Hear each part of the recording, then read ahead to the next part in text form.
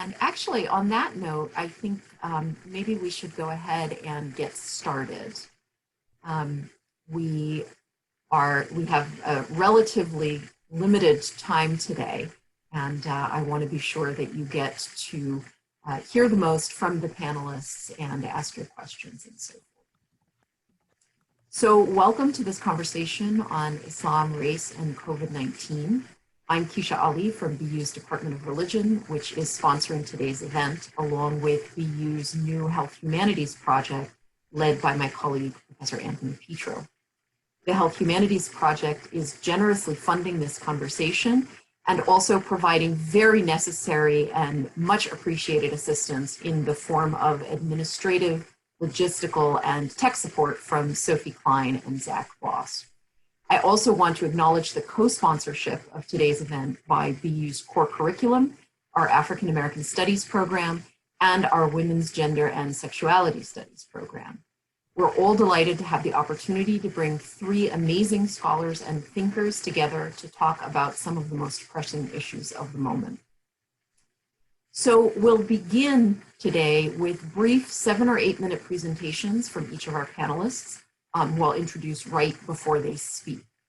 Dr. Donna Austin will discuss how Black Muslims in the US, by virtue of their multiply marginalized social locations, have been significantly impacted by the COVID-19 pandemic and the pandemic of white supremacy, and how Black Muslim activists have organized and mobilized resources on behalf of their communities in response to these simultaneous crises. Dr. Camila Rashad will use survey data to explore how Black Muslims have coped with COVID-19 and its physical and economic impacts alongside social unrest and racial violence by holding on to the light of faith, shifting some religious practices, and drawing on spiritual and cultural resilience to resist oppression and make meaning of suffering, violence, and white supremacy. And Dr. Shabana Mir will speak about Muslim religious responses to COVID-19, exploring how Muslims adapt and organize in response to the varied demands and challenges of this time, as well as in sensitivity to diverse Muslim ideologies and agendas. And she'll pay particular attention to women's struggles and strategies to gain access to Muslim religious and spiritual spaces. As you can see, there are a lot of overlapping and intersecting themes, and so you understand why we wanted to have them together in conversation. After their initial presentations, I'll facilitate a conversation among the panelists, and we'll take additional questions from the audience. You can submit those questions via the chat function to me and to Sophie, and for understandable reasons, we're not making the chat public. We'll try to get to as many as we can before we wrap up by 5:45. So let's dive right in to listen to our first presenter. Dr. Donna Austin is an anthropologist, writer, and activist whose body of work focuses primarily on race, ethnicity, gender, religion, media representation, and Islam in America. Her doctoral research explored Black Muslim activism and spiritual protest in the post-Ferguson Black Lives Matter era. Some of her other written work includes book chapters on the historical contributions of African American Muslims in the arts, culture, and social justice movements, and the connections between Islamophobia and Black Lives Matter.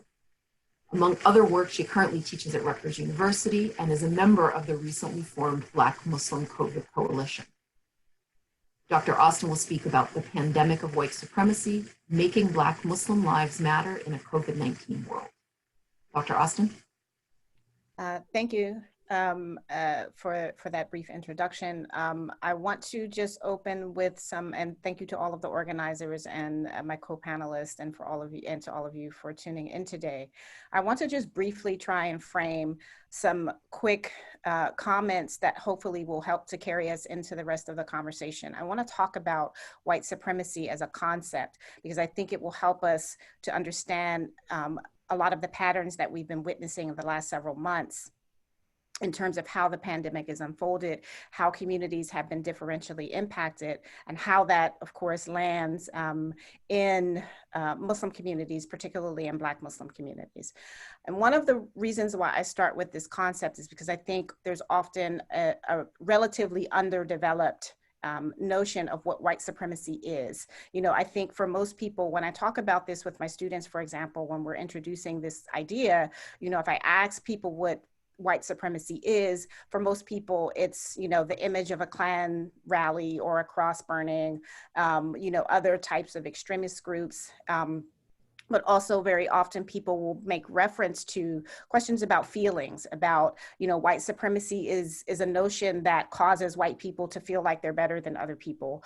Or on the flip side, white supremacy is something that perhaps makes Black people or other people of other non-white people feel bad about themselves, right? And while these are, of course, aspects of, or, parts of that proverbial elephant, right, that we're all sort of, if we have our eyes closed, and we touch parts of it, we might, these are parts that we might touch upon, but it's not the whole elephant, right? And for me, I think getting a grasp of this is important to understanding what's been happening.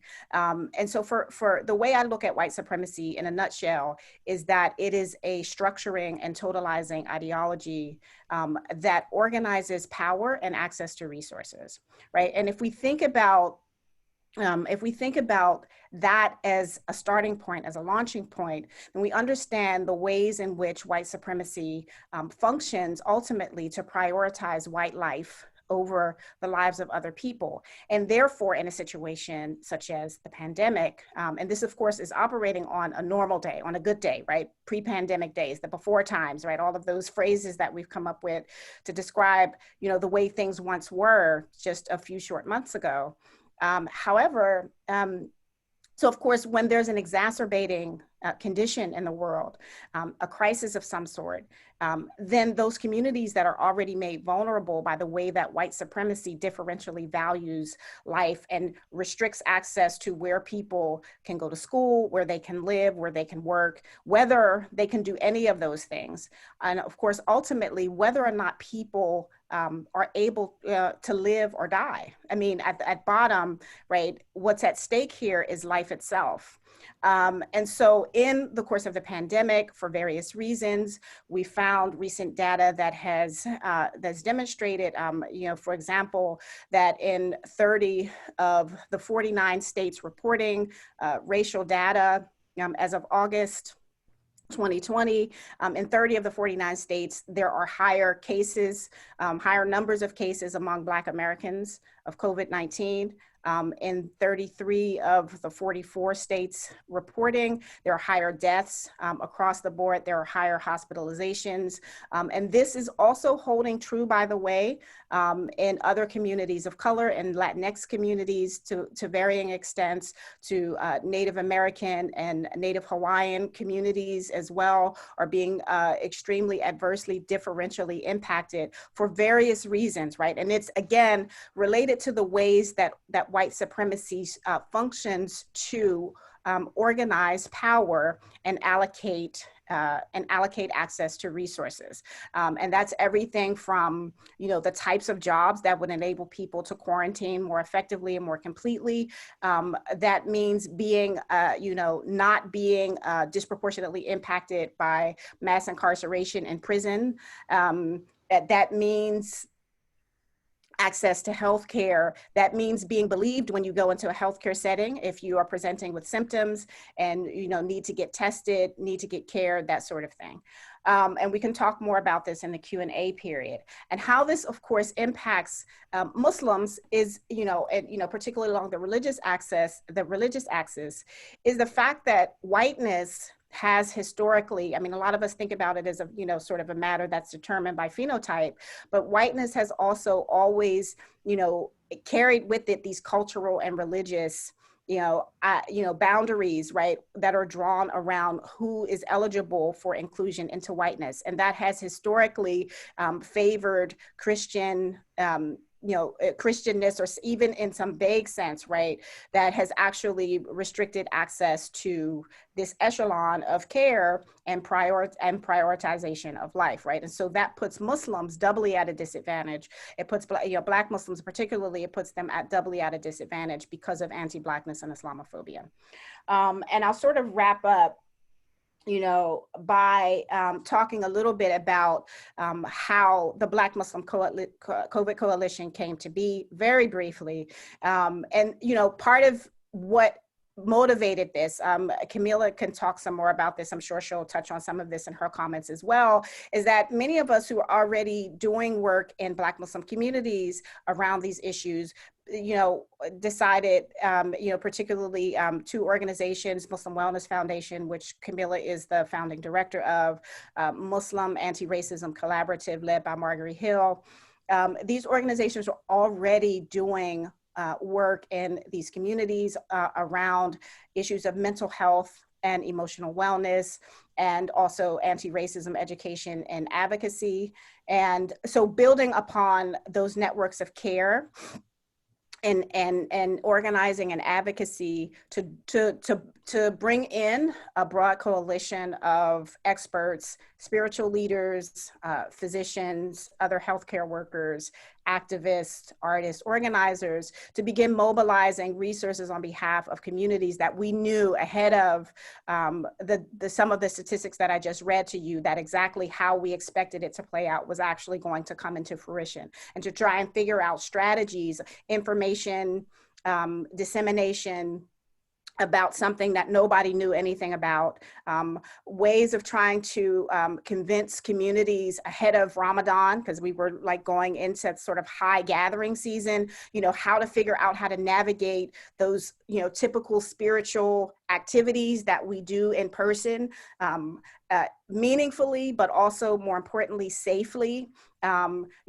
Dealing with some of the ways that white supremacy obscures not only direct access to healthcare, but trust in the medical establishment, so that people would have good information that they could use to keep themselves and their families safe, because we don't, because of the history of the way that white supremacy, treats us in the medical realm, many of us are skeptical of information that we need to save our lives, that might be coming from healthcare providers, the CDC, et cetera, right? And so this sort of ad hoc, is at least ad hoc in the way that it was formed, national coalition of, Black Muslims from across the spectrum of not only disciplines and occupations, but also ethnicities, right, under the umbrella Black, right, African Americans, but also Afro-Caribbeans, more recent migrants and first generation Muslims from the African continent as well, very diasporic vision here. We've, been trying to, find ways to support our communities as this crisis continues to disproportionately impact us, because of the historic, long-standing and consistent prioritization of white life over those of others. So I'll end there. And I'm looking forward to further discussion with everyone. Thank you. Thank you, Dr. Austin. So let me introduce our second speaker. Dr. Camila Mu'min Rashad is the founder and president of the Muslim Wellness Foundation, which promotes healing and emotional well-being in the American Muslim community through dialogue, education, and training. And it was through the Muslim Wellness Foundation that she established the annual Black Muslim Psychology Conference and the deeply rooted Emerging Leaders Fellowship for Black Muslim Young Adults. She is, as you just heard, the founding co-director of the National Black Muslim COVID Coalition, which builds on her numerous areas of clinical and research expertise, including, just to name two, spirituality and psychotherapy, and mental health stigma among members of faith and minority communities. Having previously served as the University of Pennsylvania's Muslim chaplain, she now serves as its fellow for spirituality, wellness, and social justice, and advises the Black Muslim Student Organization. She's going to speak today about holding on to the light of faith, Black Muslims coping with COVID-19, social unrest, and racial violence. So please, Dr. Rashad, go ahead. Thank you, Dr. Ali, and my amazing panelists. This is like the most exciting gathering for me. And I just have to say, I noticed that I had to stop myself from saying that I'm able to be in conversation with women scholars. And I asked myself, why did I want to qualify it in that way when these are scholars, period, right? There needs no sort of caveat there. So I just wanted to kind of be transparent about even how we think of ourselves and in the knowledge that we have to offer, and resources in the knowledge that we offer our communities, that there needs to be no qualification about that. So thank you for the invitation. And I'm also going to dive right in. I'm going to share my screen because I think some of these images and words are very compelling. And I'd like to offer those, especially from the generous members of the community that responded to our survey, to our call to describe and answer this question of overall, how are you coping with the COVID-19 pandemic? The Black COVID survey was launched by Muslim Wellness Foundation, collaborating with the University of Maryland, Baltimore County, and collaborating also with the National Black Muslim COVID Coalition, because we knew that because everything was happening so quickly, that these were really snapshots in time, but we needed sort of this quantitative data to support what we were seeing anecdotally from the community. And we were able to really try to piece together, how are people talking about their experience of this pandemic within a pandemic? And it's something that also Dr. Austin mentioned, that there's always a context in which a crisis happens, and it exacerbates already existing vulnerabilities, especially for those who are minoritized or marginalized in very profound ways. So one of the aspects of this pandemic has been the disproportionate impact, the lethality of COVID on Black communities. And based on research from the American Public Media Research Lab, about 1 in 920 Black Americans have died.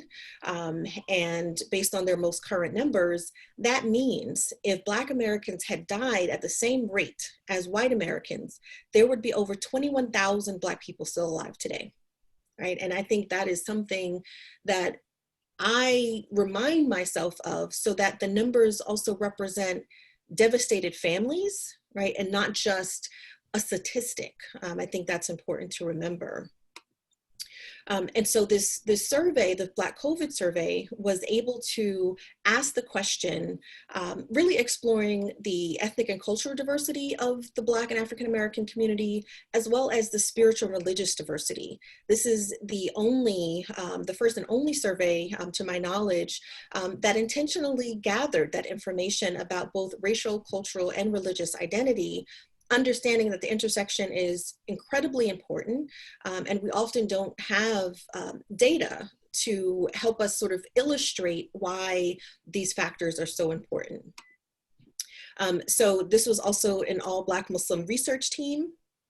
Again, looking at the Black community generally, not just the Black Muslim community, because we're also sort of pushing against Christian hegemony and Christian privilege within the African American and Black communities, and understanding how sort of spiritual orientation, religious diversity is important alongside racial identity development. And so for us as Black Muslim researchers and leaders in different capacities, to say, we're studying our community as a whole, right? And to be able to explore the religious differences that emerge. So we had almost 850 respondents to a survey, and this was about a budget of $0. So we really relied on the generosity of our community to help us sort of tell the story of what's happening in real time. So we were able to get about equal numbers of Muslims, Black Muslims and Black Christians to respond.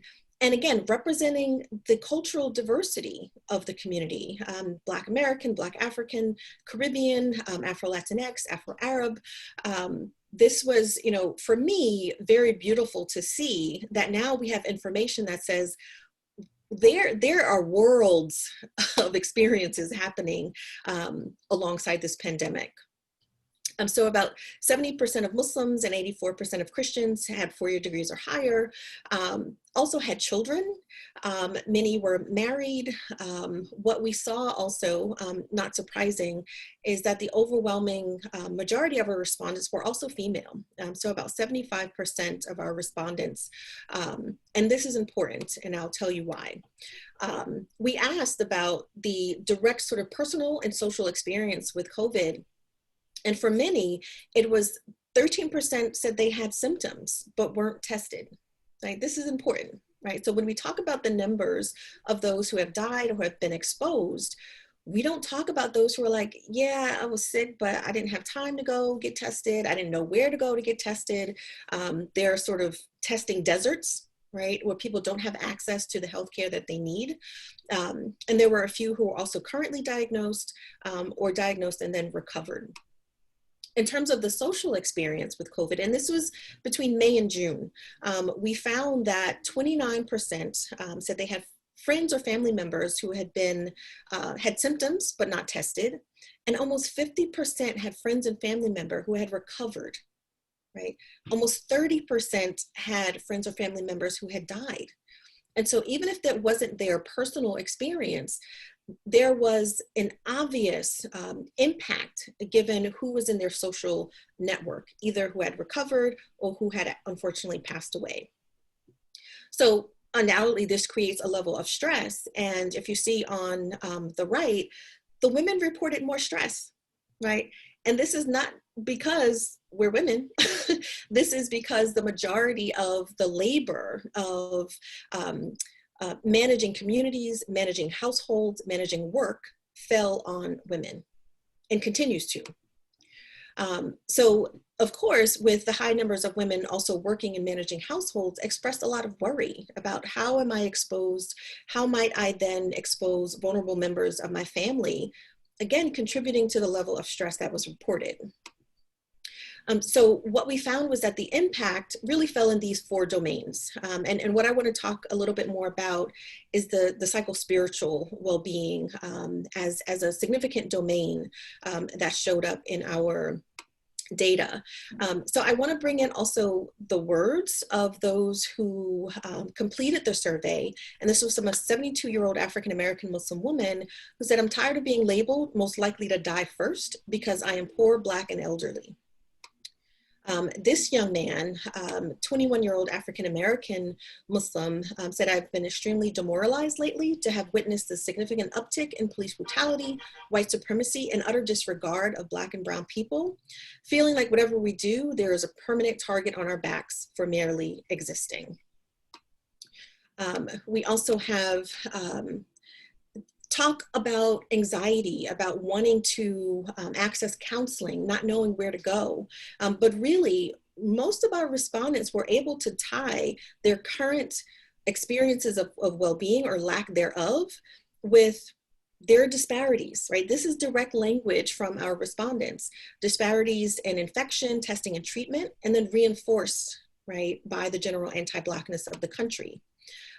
This young sister talked about, "I'm doing my best to hold on to the light of faith." And I just thought that sentence, that statement really captured this profound dilemma of being put in situations systemically, right, that now is exacerbating the existing oppressive conditions, and saying, you know, every day feels like an inch closer to despair. I don't know how much more I can take.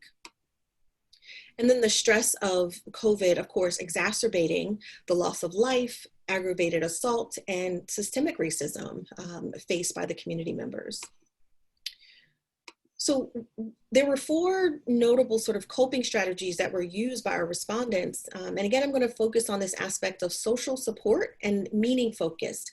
And meaning focused means, you know, relying on faith and spirituality, relying on sort of pride in one's identity in order to make sense of this new but familiar kind of suffering. And part of that coping includes what's called John Henryism, and it's a high effort coping that impacts your physical health. So this idea of having to be hypervigilant, having to anticipate moments or experiences that could lead to harm, that could lead to danger for oneself or one's family members. And that constant hypervigilance actually erodes your physical health, which then opens up, possibilities for other pre-existing conditions and physical sort of experiences that might lead one to being exposed and then sort of compromised when it comes to immunity. So there's two types of religious coping, right? The positive and the negative. So positive, looking at, there is a bigger purpose, there is meaning, there are connections that I can continue to cultivate. And then also this aspect of spiritual bypassing, or, I'll just leave it in God's hands, or feeling punished for what is being experienced in the moment. And so in spite of what this respondent indicated was, in spite of all the death, sickness, and trauma people are experiencing, not only here in America, but all over the world, one thing is certain, that God is in control.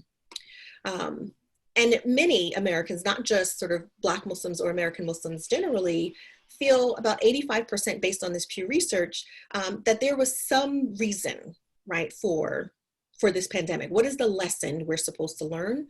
And about 35% of those who responded that way said that this was sort of a lesson from God.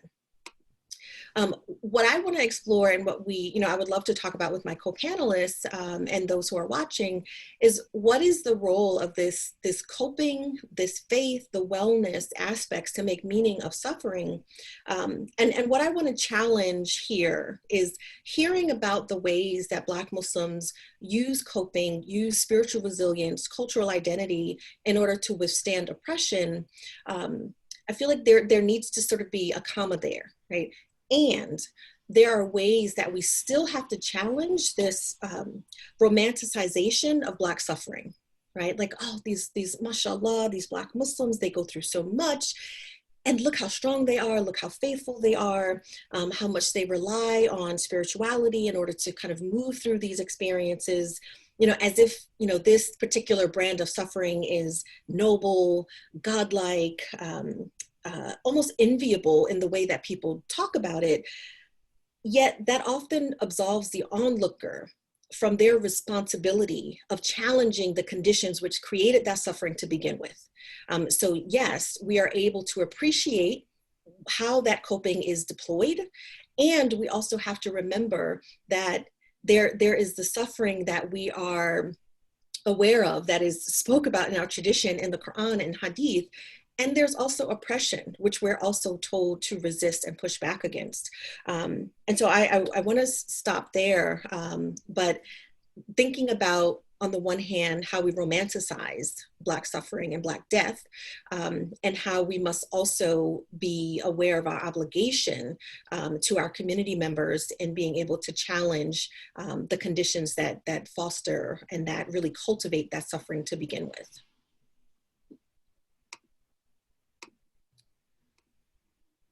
Okay, so I will stop. Thank you, Dr. Rashad.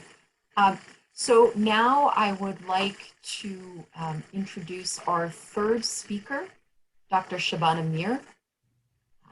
Dr. Shabana Mir is Associate Professor of Anthropology at American Islamic College in Chicago. She's an international public speaker on Islam, gender, and education. And she's also the author of the award-winning book, Muslim American Women on Campus, Undergraduate Social Life and Identity. She's lived, studied, and taught in the United States, the United Kingdom, and Pakistan, and has had a variety of interesting jobs. She's worked as a curriculum designer, residence hall director, retreat leader, faculty development expert, and research consultant. And in addition to her book, she's published academic chapters, journal articles, children's literature, and a long-standing blog, which we link to in her bio on the Health Humanities site. She'll talk today about the notion that everything has changed, but we can't, Muslim religious responses to COVID-19. Dr. Mir? Bismillahirrahmanirrahim. I'm just starting my timer so it can be good. Welcome everybody, and thank you for having me, all of you. I'm so excited to be on this panel and to be in conversation with Dr. Austin and Dr. Rashad, I first want to recognize how much we are all struggling with the pandemic, isolation, precarity, politics, all of this. I feel it with you. So I'm going to reflect on, as Akisha mentioned, how do Muslim organizations, mosque communities address a crisis situation with some interpretive and pragmatic flexibility, but then where are the areas where this interpretive, accommodative, adaptive flexibility breaks down, and where pandemic restrictions are actually utilized to reinforce pre-pandemic exclusions. And I'm going to focus particularly on women's physical presence in public spaces. So here we go with the sharing of the screen. And here it is. Okay. So first of all, we have seen that the Muslim community worldwide has actually responded in a quite a good way to the unprecedented way to the pandemic. You've seen those dramatic and really quite heartbreaking scenes of the empty haram. You've had social distancing in the Eid prayers. By about March 20th of 2020, most major mosques in the world were closed for Jummah. And this is pretty unprecedented. We've not seen any of this kind of stuff in our lifetime. So people are praying at home. And I know all of us are feeling this in the community, that there is a sadness weighing over these really important days of the Islamic calendar. Jummah, Ramadan, Eid, Hajj, all of these days are, we were grieving. We really are grieving, and we have to recognize that. So I want to recognize that the Muslim community worldwide and in the United States also has given has made significant sacrifices for public welfare and for public health. So that has to be recognized. So if you come to, these, you can see all of these places by about March, May or so, people are going virtual. People are going, staying at home. And so congregational prayer becomes a key issue in the pandemic. So in late March, a joint Muslim task force on COVID-19 was founded. And in their statement, they said that, we need you to take this seriously, and we really wish that you would suspend congregational prayers entirely. So this includes the Fifth Council of North America, which is a stalwart of the community, has done a lot of service for the community.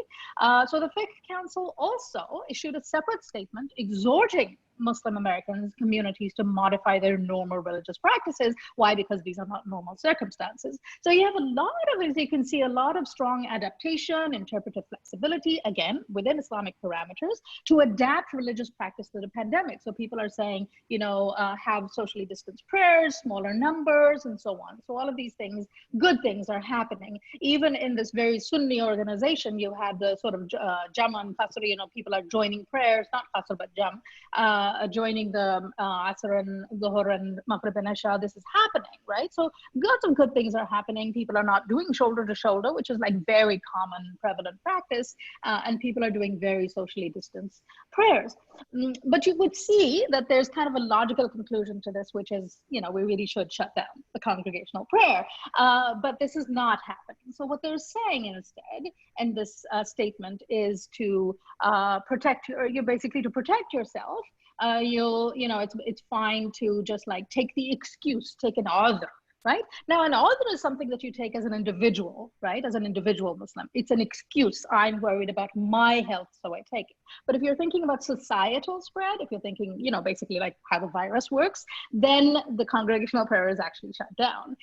So what you can see is there's kind of this movement towards that, but it's not actually happening. So they're saying, healthy Muslims can populate the masjid in reduced numbers for certain periods of time. So they're saying, okay, so smaller congregations are happening. So then it goes on to outline how we're going to get to those reduced numbers.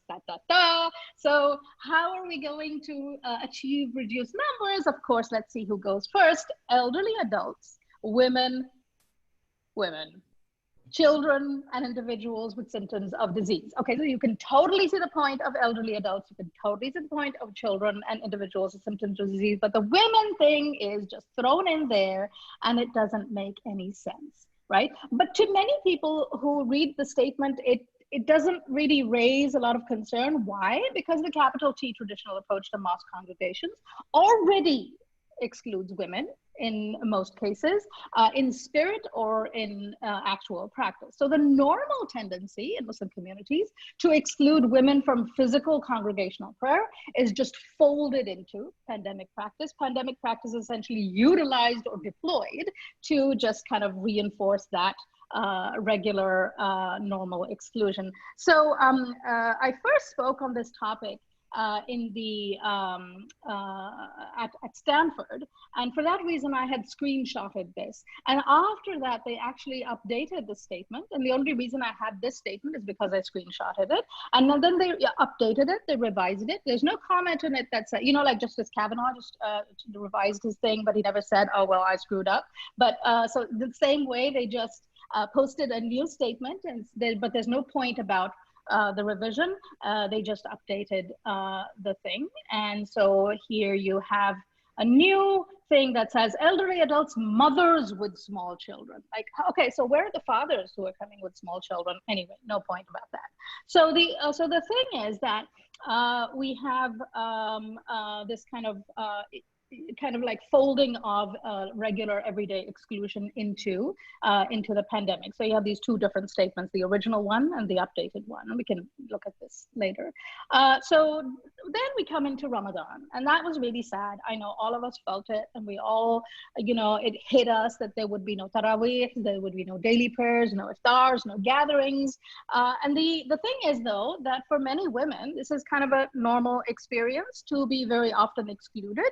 And then when included, we're often accorded inferior spaces, often without visual access to the imam, for example, or full participation. So you had, for example, men like moaning on, not to say moaning, but grieving about their kind of sadness in Ramadan, and women are like, okay, so how is this any different for us, right? So then in terms of the praying at home thing, right? So when very often we are told to pray at home, you have to pray at home, and now it's all the same, right? So now everybody has to pray at home. How does it feel, right? So the other, one of the other issues that came up just before Ramadan was this kind of an interesting debate as to whether we can do a virtual tarawih. So in the capital T traditional, this was kind of an exciting idea for me, right? So it also makes for new possibilities for people with disabilities, people who have so many issues that make it difficult for them to participate in everyday kind of worship. But this was opposed, and the fear was that virtual prayer could replace prayer in mosques, and it was kind of a slippery slope argument. So in other words, if we make an exception for the pandemic, it can become a permanent option. But for me, what this really says is that according to certain community gatekeepers, we here today and now should not become the creators of new precedent. Precedent only comes from the past, and our precedents are entirely located there, and the present is kind of something dirty that should be populated by ghosts of the past. Now, the last thing I want to mention is the Eid prayer, which again, for pandemic precaution, the numbers are restricted, and again, for achieving those limited numbers. And you got it. Yeah, we can accommodate 20 men and 5 women. The math doesn't make any sense. Sisters and children under 15. You see like the same kind of language that occurred in the Fiqh Council, women and children together, like as if women are sort of infantile and adult males are the only ones that are actual agentic Muslims. So you have the same kind of behavior in many mosques. This mosque in New York has 9 Eid prayers, but not 1 for women. But boys over 10 can go.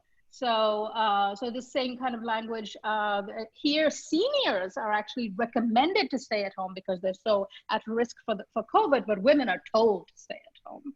So, so you have these same kind of behaviors. So what I'm kind of highlighting here is that women's access to religious space is always waiting to end. Ta-da, I know it's not a revelation. That's the sad thing about it. And the thing is that whether it's architecture, whether it's crowding, women get cut from the program. But the thing that I want to really and that I'm also hearing from Camila and from Donna, is that in these difficult, stressful, anxious times, we are all struggling, and Muslim women are also deeply and profoundly struggling with the same need for emotional and spiritual sustenance. And this doesn't help. And this has got to stop. It just has to stop. So I'm there. That's it for me. Thank you very much, Dr. Mir.